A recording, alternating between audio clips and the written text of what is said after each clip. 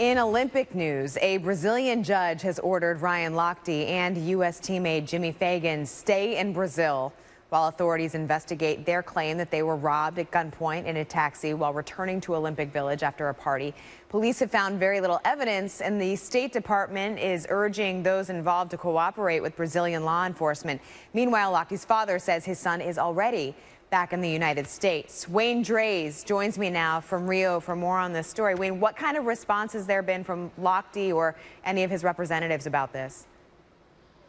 Yeah, so his attorney, Jeffrey Ostro, telling me today, emphatically supporting Ryan Lochte and saying the story that Ryan told to Brazilian authorities, the State Department, the FBI, and U.S. OC officials on Sunday night, the same story Ostro says he told the Today Show is absolutely the truth. Going as far as to say Ryan is the victim here. No matter what they're saying down there, let's remember he was the one who was robbed at gunpoint. What are some ramifications if it is proven that he and the others did happen to provide any false information to police? Yeah, so Lindsay, we know the beginning of the story and we know the end. The piece we're missing is the middle. And if somehow it can be proven that, in fact, Ryan and Jimmy Feigen were fabricating part of the story, it could be 1 to 3 months in jail, although more than likely what I'm told by Brazilian people is that it would be just a fine. Okay. I mean, they did say that they were worried about getting in trouble. Any more elaboration to that on why they would think that that would be the case? No, they haven't, and everybody is super tight-lipped down here, which makes you really wonder what's going on. You know, it's been suggested to me as well that, perhaps it isn't so much any sort of punishment that the Brazilian authorities are after, but a change in the PR of the story, if you will. Let's remember, when this came out on Sunday, it was a black eye in the Brazilian games that an American superstar was in this sort of a situation. And so if they can prove somehow that it wasn't true, I think there's belief here in Brazil that will sort of help somewhat save the face of these complicated games. All right, Wayne Reized in Rio. Thank you, Wayne. Top 5 has really been forced on us by Usain Bolt and Michael Phelps. The two Olympic titans who are just going nuts right now.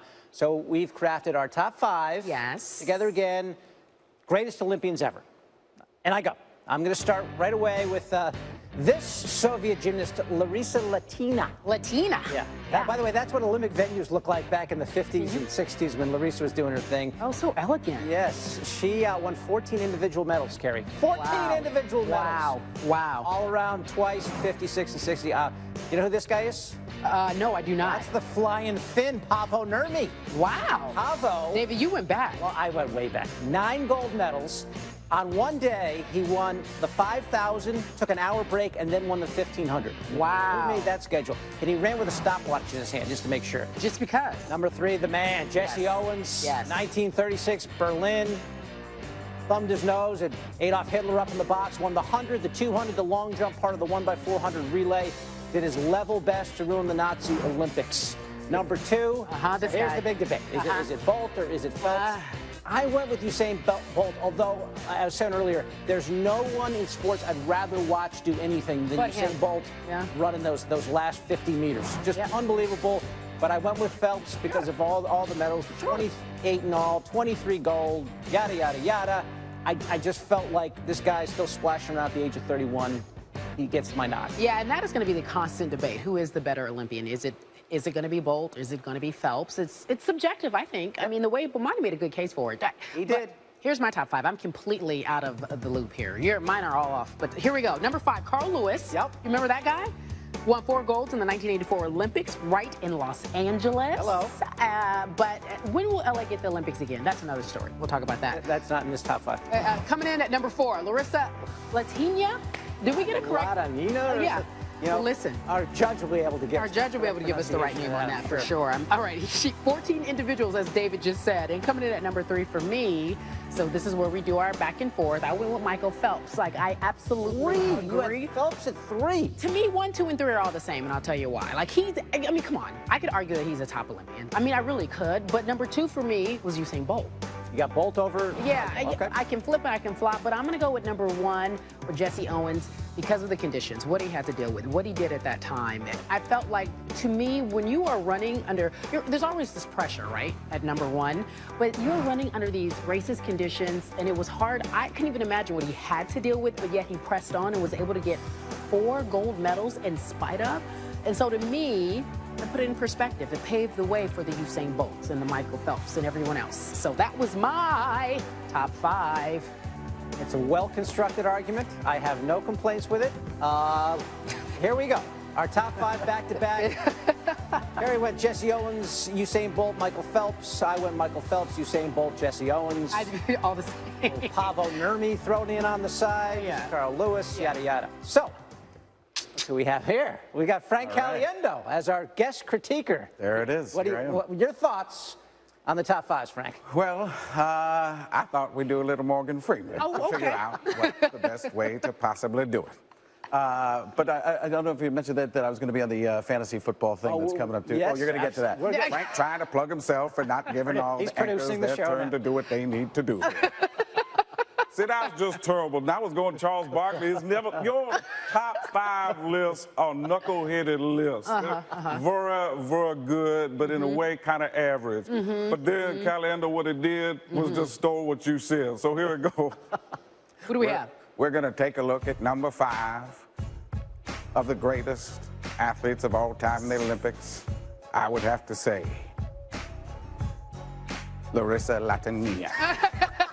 I'm not even sure how to say it. I just wanted to try and pronounce Got a it. lot of Is that fun her today. name? I wasn't sure if that was the way to go.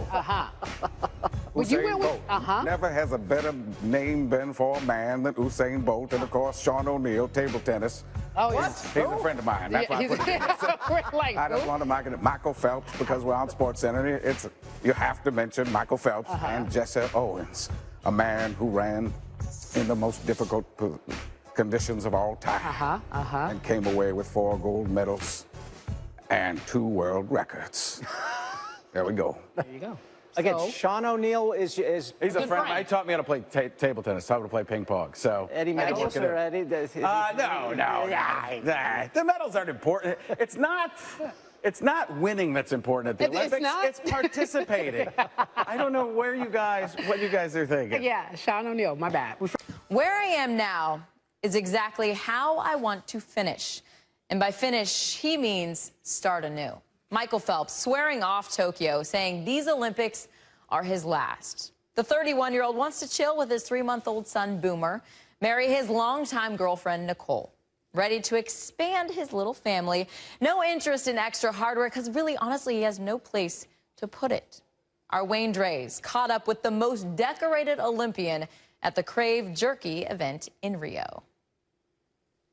You know, over the last 24 years of my career, it's kind of just little small stepping stones that were running through my head kind of the last day, just because it's all coming to an end. This is it. Not gonna swim competitively ever again, and it felt good this time, because I think last time I wanted it to just end quick. I wanted it to be over, and now I was actually enjoying it.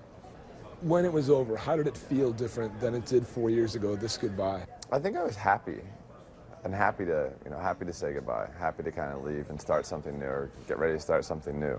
You know, I think in London I wanted to kind of stiff arm it and just say, get out of my life, I don't want anything to do with you. But now I think I was just kind of embracing the situation and everything that I had. And this week, you know, this week was crazy. You know, I mean, I could see Bob was kind of freaking out at the end of the week. You know, the double that I had with the 2 IM 100 fly, he was freaking out. 100 fly final, obviously, he's excited. And then the 400 medley relay, he was emotional the whole time. So being able to share that moment, I think, is something that was super special for the both of us, because we were both finally there and both finally ready to move on. Tuesday night, you're in the ready room, semifinals of the 200 fly, and Chad starts shadowboxing. Honestly, what are you thinking? I saw it and was just like, okay, here we go. I knew media was going to ask about it. I without question knew it was going to get brought up. And I was just kind of I wasn't going out of my way to make dirty faces. But I kind of figured that I was probably going to have a face, and there was somebody that was going to capture it, and somebody was going to ask about it. But I also, at the same time, just know that we all have our own little rituals that we go through, and if that's his, that's his. Have you ever seen somebody get ready like that before? I can't say I have, no. But I was just like, okay, to each their own. Do what you got to do. And so that night, you get back to your place in the village. Did you realize how your face had exploded on the internet? Well, I had friends who were sending me memes throughout that session afterwards, and then I got a photo of like emojis or bitmojis that are going all over the place. So it was kind of interesting. It's just, I mean, I guess after that that's when everything really started just going crazy back home. I spoke to a friend a few days after that, and he was like, dude, it's just like it was in 2008. He's like, people were going absolutely bananas. And then everybody started asking me to do the Michael Phelps face. I don't even know what I was doing. While some of your roommates and teammates are out till all hours of the night doing who knows what were you doing after these games different than the past? I was back here with Boomer and Nicole asleep as fast as I could. That's a little different than the Olympics in the past. I was out till all hours of the morning before. I think it's crazy with the hours that we had for swimming being so late. So it was nice to just sleep as much as I could. I mean, I slept on the couch yesterday and it was just, I mean, I woke up and I didn't know where I was. Like, I was just I'm just beat. I'm beat physically, emotionally, everything. You've had your personal issues after an Olympics or after a major meet. Yeah. What gives you the confidence that this will be different without swimming in your life? I think the biggest change now is, obviously I have a child. I'm getting married this year. But also I'm just in a different place mentally, and I think that's one thing that I couldn't say in the past. You know, for me, I've gone through a couple bad spells in the last, past 2 Olympics.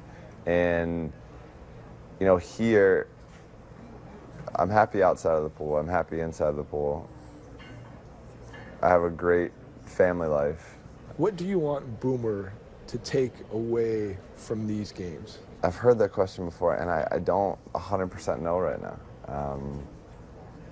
For me, it was something special to have him here for my last swim. I think that's something that I always thought possibly could happen, but didn't know if it actually would. What do you want him to learn from your career? Nothing is perfect in life. Learn every step of the way. Hard work, dedication, it does pay off. Just small things, and I think Nicole and I will end up teaching other things along the way. But also, I mean, he can also take whatever he wants off, from my career, and I want him to be his own person. Somebody's asking last night, are we going to push him to be a swimmer? No. If he wants to be a swimmer, he'll be a swimmer. That's one thing that I was very fortunate that my parents never did to me. Nicole and I will go through some of these processes together and learn new things, and hopefully we'll be able to instill into him some of the things that we learned as a kid.